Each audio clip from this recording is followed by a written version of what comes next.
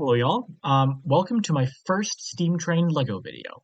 In this video, I will be taking you on my journey of creating a LEGO steam locomotive and learning how to use the parts needed for it. The build today will focus on my V2 engine that is on screen now. Before that, I did produce a rough V1 engine that you can see here. This was not my best work, however, it did have a nice looking cab that I may repurpose later with a working fire. Moving on to the build today. The locomotive I will be building is an American Classic 440 steamer from around the 1860s time period. I chose this because it was easier to make a smaller locomotive than to start out on a bigger locomotive for my steam journey. For this build, I broke it into 4 steps: the front wheels, the boiler, the cab, and the tender. On screen now, you can see me finishing up the front wheels of the engine. And this is where I think my genius showed a little bit. And I created these gold pistons, which I like a lot. So that's what the whole front wheel assembly looks like after it's done. Moving on to the boiler. Before this engine, I did try and brick build the round shape of the boiler. This became a bit too complex for me to do on my first try, so I settled on LEGO's original system of 4x4 round bricks and plates, and also bow pieces.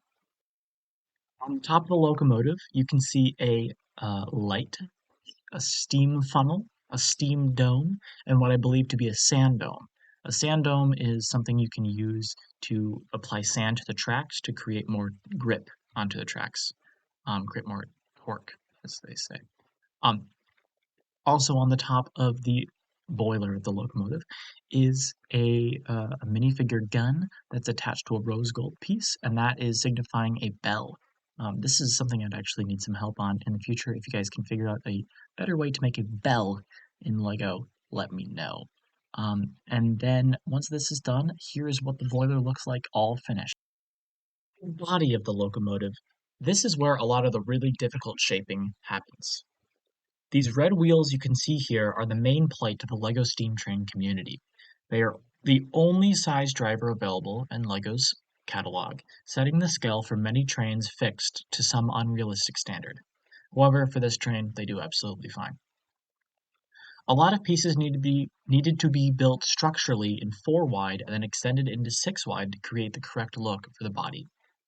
A neat trick I learned is that you can use an inverted 1x2 arch piece in conjunction with a normal 1x4 arch piece to create a fairly accurate opening for a firebox. What you can see here now is my attempt to make some sort of resemblance to a piston. Those don't move, but they're sitting there. This is the arch pieces you can see.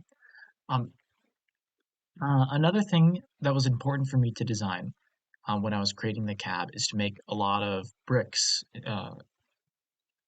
being used. So what you're going to see pretty soon here is a 1x4 brick being added. Um, that 1x4 brick is important so I can create my own stickers and brand this locomotive however I'd like in the future. There's a tow ball piece and there's some more arches on the back because many of these locomotives had an arched back roof design so that when you're shoveling coal from the tender, or in this case wood, you wouldn't get wet if it was raining or if it was cold or something like that. Um, Another thing I wanted to do on this locomotive was create a transition from the top of the cab to the bottom of the boiler, or the top of the boiler, and that's what that little arch is there. Some more paneling was added to the boiler, and then it's all finished up to create the finished locomotive you can see right here. All right, now for the build of the tender, it's very, very simple. There's a buffer on the back. Um, In the future, I should probably make my tenders more articulated because this might not actually, move anywhere because it would get stuck on a corner or whatever. But the only thing I really want to mention about this tender is the red wheel pieces that are down there. Each one is about $7, so it's pretty dang expensive. But after that, this is the finished locomotive. Thank you very much for watching. Remember to like and subscribe and comment on what you'd like to see next. But for now, I'm going to leave you with a few little teasers on what I've been working on in the past and what you might see in the future. And with that, have an amazing day.